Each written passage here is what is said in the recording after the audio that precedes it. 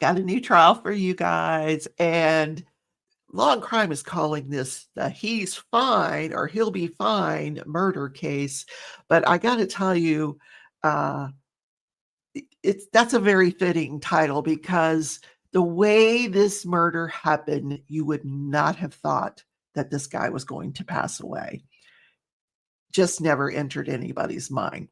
So I got all the details for you, opening arguments, the first responders, the 911 call. I got all that for you right after you watch this intro.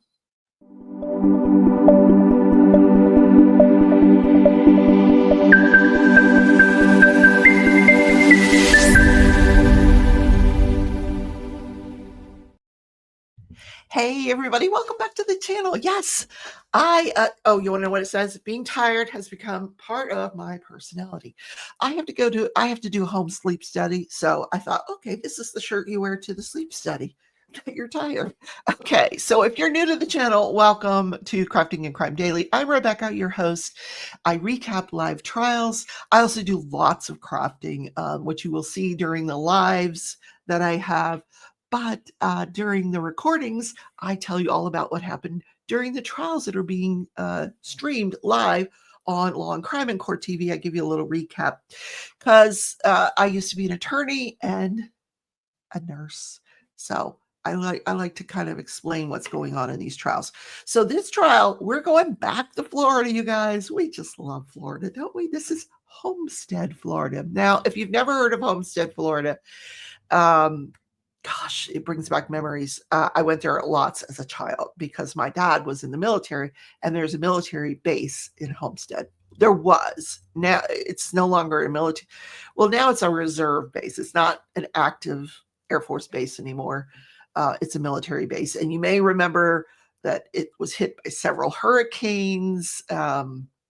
Andrew, I remember specifically because I lived through Andrew, and I remember the freezer trucks going back and forth down to Homestead for, you know what that, if you know what freezer trucks go to a disaster for, then I don't need to say anymore.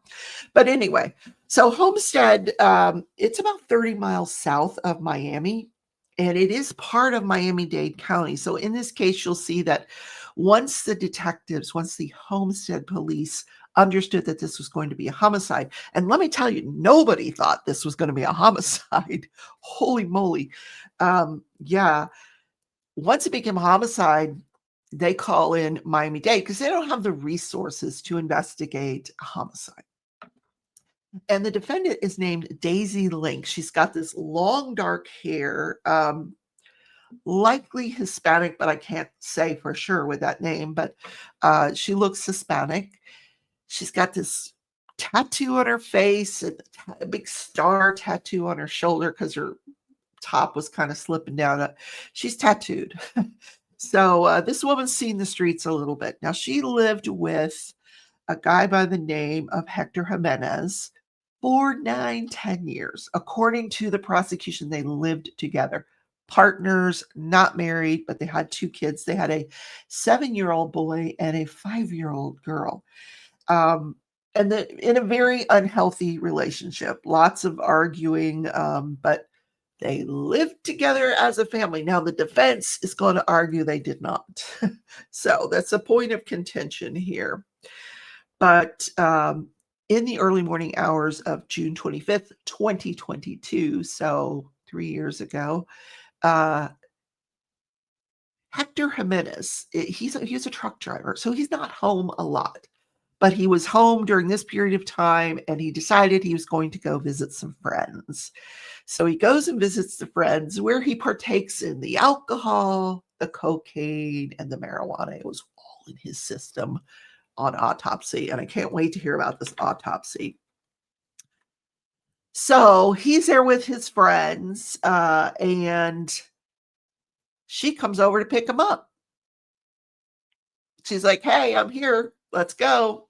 So she picks him up, takes him back home, and around the early morning hours, I'm not sure, like 3 o'clock-ish in the morning, they're going out on the patio to have she says, "I wanna go out there and have a cigarette." He goes out there with her, he's wearing a tank T-shirt, a wife beater T-shirt, you know what I mean, one of those tank shirts, black black underwear, boxers, black socks, black sneakers, just all dressed in black. He goes out there with her. She brings a gun with her. Now, what? Why are you bringing this gun? Anyway, they're arguing, and she ends up shooting him. More on that later. She ends up shooting him. So he was upset because he thought she was cheating on him. And then she confirmed, yeah, I was cheating on you. Yep, I was. This is what the argument was about. And he tells her, you're going to sleep outside. And she's like, oh, no, I'm not. I'm not sleeping outside. So she pulls out this weapon. As he's running away is when she shoots him. As he's running away. So I'm thinking, oh my God, did she shoot him in the back? No, she did not shoot him in the back. So now we get the defense. I'm going to get back to how this was shooting because it's unique. We get the defense on here. I wrote down shepherd's pie, hummus, and a recipe. That's because I made my dietitian notes over to the top of my crime notes. Okay. This was her home, according to the defendant. This was her home. Her name was on the lease. She had him removed from the lease. She got her locks changed. He had lost all parental rights to the kids. This was no longer his home. However, he seemed to be an invitee into, that's a legal thing, an invitee in the home because she invited him into the home. Clearly, well, it's not so clear. Anyway, that particular says he shows up, 5 days before this happened, unannounced. I'm here. And this is when he accused her of cheating. Because he saw a man in her house. He just, I'm here, honey, I'm home. But she changed the lock. So how did he get in?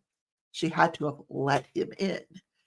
She's sitting there with another man who happens to be her cousin. That's my cousin. Okay, I have cousins too.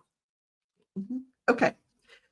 So he physically, this is all according to the defense, and I'm waiting to see if there's any proof of this. He physically attacks her or actually physically attacks both of these, him and her cousin. He pistol whips her with a firearm. She had multiple lacerations. She lost consciousness. And all of this was done in front of the kids. Now I got to see this evidence because really? Wow. She calls her family. They come from Texas to help her out. That night she went to get him so he could come visit the kids. What? Okay.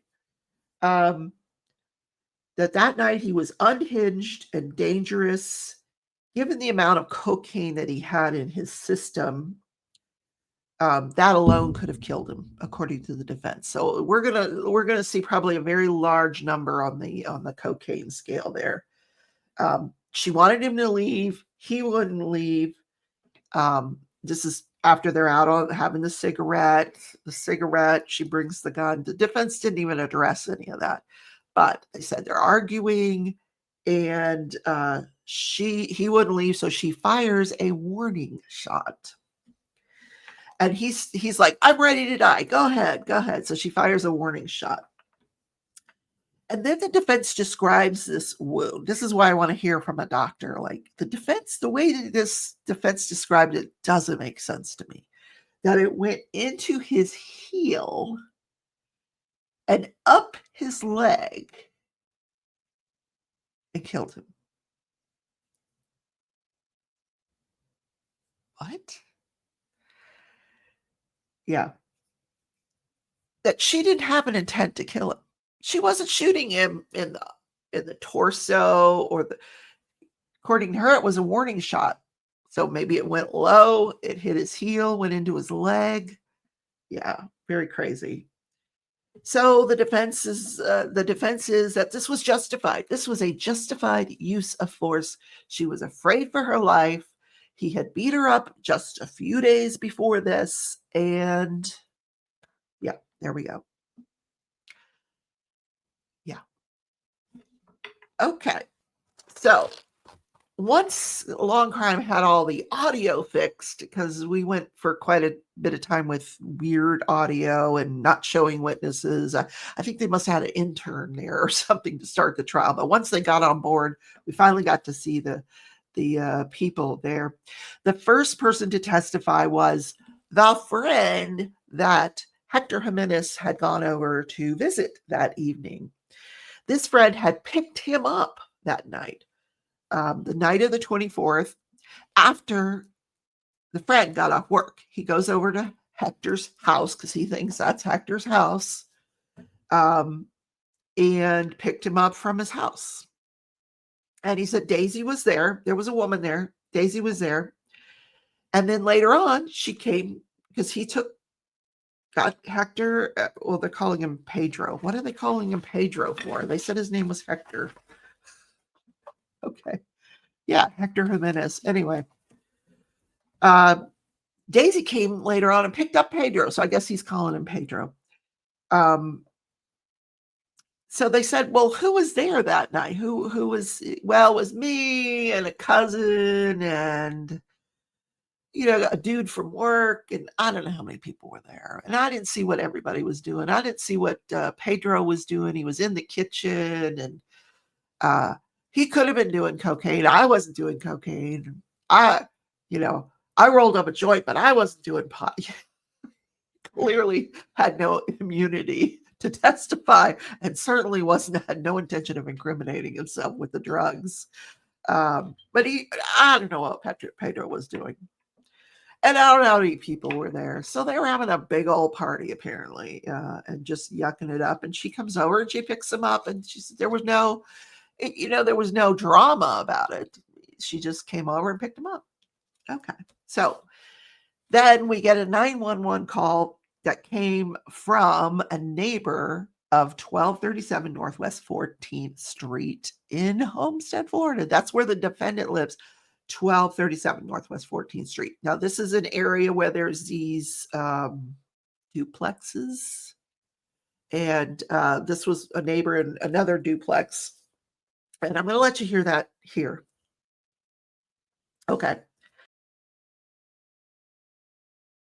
Saturday, June 25, 2022, 03:21 and 57 seconds.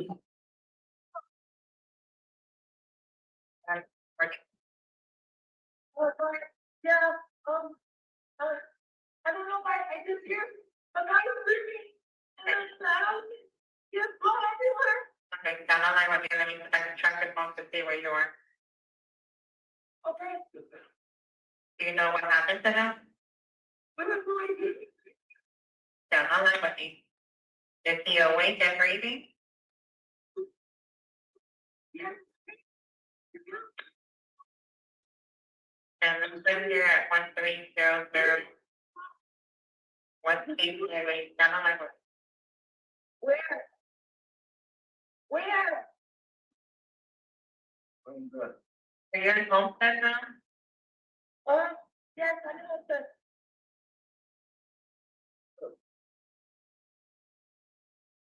Down on line with me. What is the phone number you're calling from? 562 9539. 7656299939. So let me get all the police on the line as well. Fire is already as well. Do you know what part of his body he's injured or what? I think it's his right leg. Down on line with you. Can you have a clean dry cloth or a towel of light pressure to where he's bleeding from? It's okay. Yeah, just to be ready. Sorry, I'm glad that that's not eventually. Yeah, just to see nothing. She's a. The address is 1300, not 1153. She's alleging that she found a male down on the floor bleeding all over. I asked her to see if she can look and see where his body, the blood is coming from. She said the leg. I'm not what I have her on the line. And he's calling for 76562 9539. And where he said he's I'm in position 150. And what level? And you have right to that, right? Yes. Okay, thank you, County. Yeah. Ma'am? Ma'am? Hello? Okay, you said he looks like he's by the alleyway? He is. He's in the alley. Is he at least breathing? He's breathing. He's saying that he can't breathe. Okay. About how old do you think he is? I don't know. Maybe 30, 25. I don't know. Between like mid-20s to maybe 30. Yeah. Is he able to tell you anything, like what might happen or anything like that? Hello? Yes, can he tell you what happened? No. He said he doesn't know. He doesn't know? Okay. I have police on the way, I have the ambulance on the way, just stay on the phone with me, okay? Okay. And he said it looks like it's mostly from his legs. Hold on, I'm sitting on the front right now, I think it is. Hold on. Let me see. It is, there's hold on. I see an entry. Hold on, turn. And I see an exit. Was he shot? It looks like it is, yeah. He's breathing out to his leg.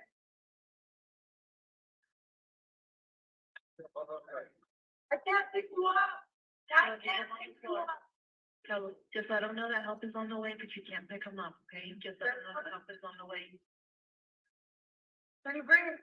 Ma'am, were you able to get a plate yard off the towel to apply pressure to his leg? I took his shirt off and I tied it around his leg. You tied it in front of it?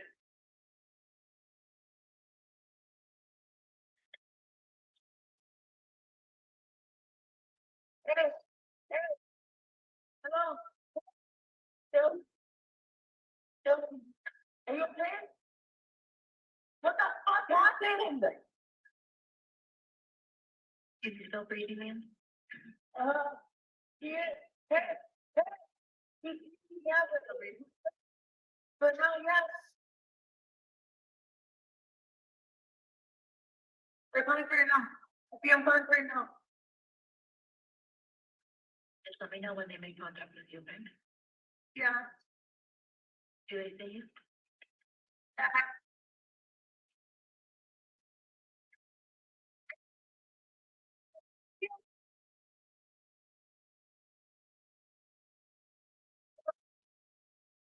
Hello? Okay. Still awake? Yeah, I'm with you.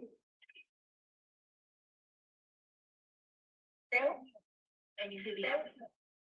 I see him here. Okay.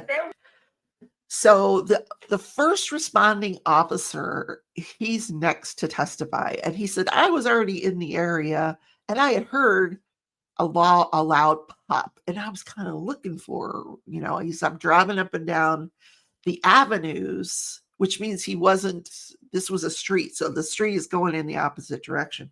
But so he gets the call that there's a man down they don't know what's going on. He's bleeding. They can't tell where he's bleeding from. And he's in an alleyway. So they go over, and there he is in the alleyway. And the defendant, Daisy, she's standing there next to him. She's not doing any life-saving measures. She's just like, okay, here he is. Yelling, where's the ambulance and all that. So he's laying supine, on his back in the alley. He's conscious, but he's not answering questions. Whenever he'd say, okay, what's your name? She would answer for him. So he really wasn't, he seemed to be in a great deal of pain. This officer saw blood on his legs and his abdominal area, but couldn't see any injury. So he described what he was wearing, the black shirt, the black boxers, and he said, he was trying to put pressure on the wound as other officers are arriving, and he's like, go get my medical kit. This is all on body cam, which I would love to show you, except they don't show it. You could hear it, but they don't really show it. So I'll just tell you what happened.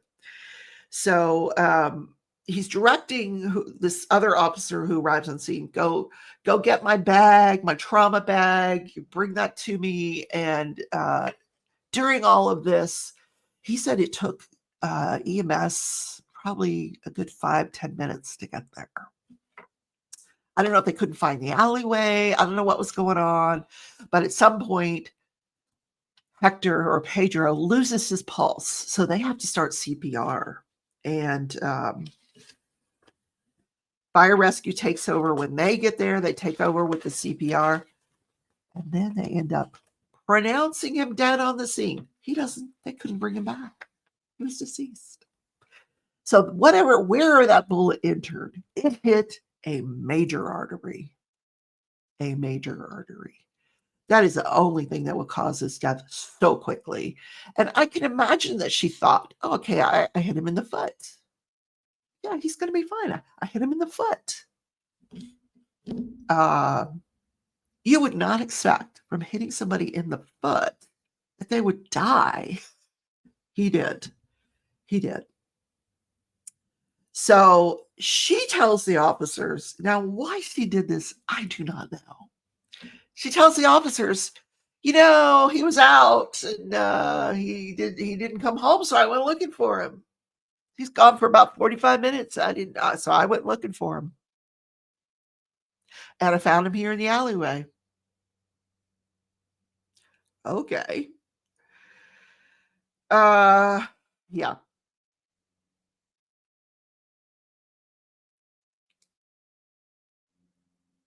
just reading my notes. She's telling the officers that Pedro's not a bad person, that he provides for the family, that they've been there, that they've been together for 10 years and they've had their ups and downs. And she just doesn't know who would do this to him. I just don't know who would do this to him.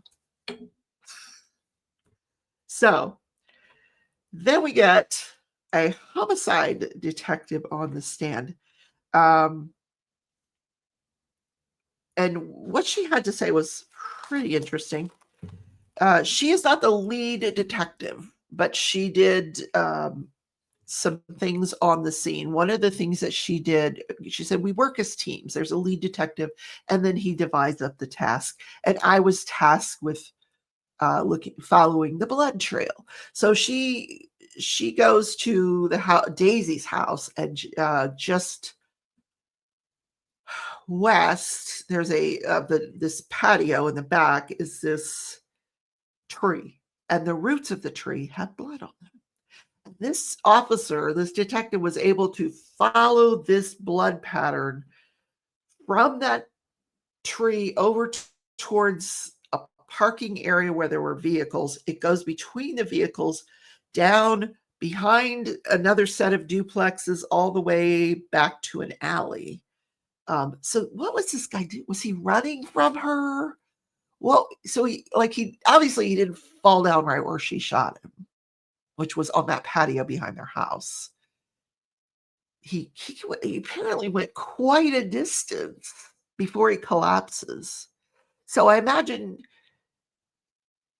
she's thinking, this is just my surmising this. If I'm a juror, I'm thinking, well, she probably thought I fired a warning shot. Maybe she didn't even know she hit him. He ran. She goes back in the house. He doesn't come home for 45 minutes. She goes looking for him. Now that could be possible there. Anyway, what I didn't hear in this evidence is what time she came to pick him up from the friend's house. Not that anybody would have known the time of day, considering the drugs and the alcohol they were consuming, but I was just curious. In any case, she comes up upon him in the alleyway and he's bleeding to death. And she's like, who would do that to him? Okay. So this homicide detective follows that lead of the blood.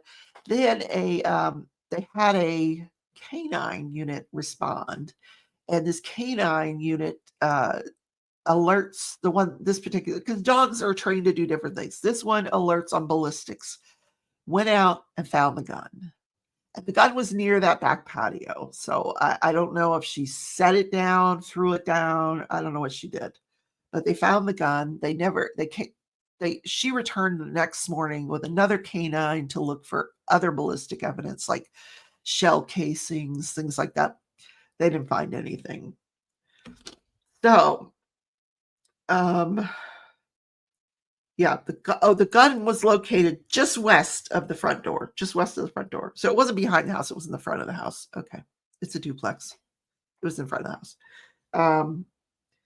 So then they, and this is the next witness. This guy that has she went that next day. So then the other thing she did the next day is she executed a search warrant on that home where they lived together. And they did find evidence in the home. They found a ring camera. Yes. So apparently this ring camera shows, I don't know what the ring camera showed yet. Well, I don't think we've gotten to that yet. We haven't seen that yet. But she found, after she executed the search warrant, there were other people searching the home that may have found things as well, but this is what she found. Then she goes to canvass the neighborhood, talk to the neighbors, see if they saw anything. And she finds a guy that's a firefighter, and he is actually the next witness, who has a camera that's facing the alleyway. Yeah. So they send people over to retrieve that camera. Now, she's talking about seeing footage of, so this must have been on the ring camera from the home, but I don't know how she could see the alleyway. But anyway, she said she could see the defendant's vehicle. You could see the victim in the alleyway. She said you could see the defendant's vehicle going from west to east, and then again from east to west when she spots the victim and gets out and starts rendering him assistance. I don't know what kind of assistance she was rendering, but I don't know how their ring camera footage would pick that up, because the alleyway was it was a ways away from. So I don't know what footage this detective was talking about when she said she saw the victim's vehicle. But whatever the footage was that was on that camera that was on the alleyway, the firefighter's camera, got destroyed. So there was a big debate at the end of the day about allowing him to testify as to what he saw on this footage. Because he located, he said it's an older DVR and it's not Bluetooth. It's all wired directly to a DVR, and he had other things on the DVR, and they would have had to. They came and they tried to put in a jump drive to see if they could load it onto that. They end up taking the whole DVR with them. Somehow he thinks they let it sit too long, because when you let it sit too long, it powers down and it erases everything that's on there. So when he got the DVR back, everything was erased. And they're going to bring in an expert tomorrow morning, because the judge would not allow this guy to say what he saw on that video until they bring in their expert to say what happened to that DVR. Because he's got to lay the foundation for this evidence. Otherwise, it's the best evidence is the video. And there's only certain exceptions to the best evidence rule, and that's if something has been destroyed. And so they've got to have somebody come in and say, here's what happened. So first thing this morning, they're putting on someone on the stand to say, this is what happened to this footage that was on the DVR. Then they're going to bring that guy, the neighbor, the firefighter, back in, and he's going to be able to testify as to what he saw on that alleyway camera footage. I can't wait to hear it. Can you? Okay. I'll have that for you tomorrow. Let me know what you think of this case, and I will see you in the next video. Don't forget to subscribe, leave a thumbs up. Yay, helps the algorithm, and I will see you then. Bye.